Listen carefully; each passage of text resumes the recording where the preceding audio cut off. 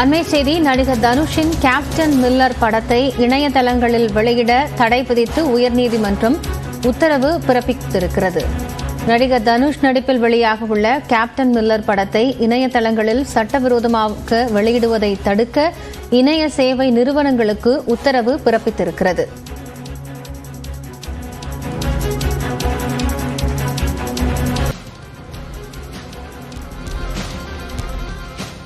கூறப்படுகிறது. 1166 இணையதளங்களில் captain Miller திரைப்படத்தை சட்டவிரோதமாக வெளியிடுவதற்கு தடை விதித்து உயர்நீதிமன்றம் தற்போது உத்தரவு பிறப்பித்திருக்கிறது.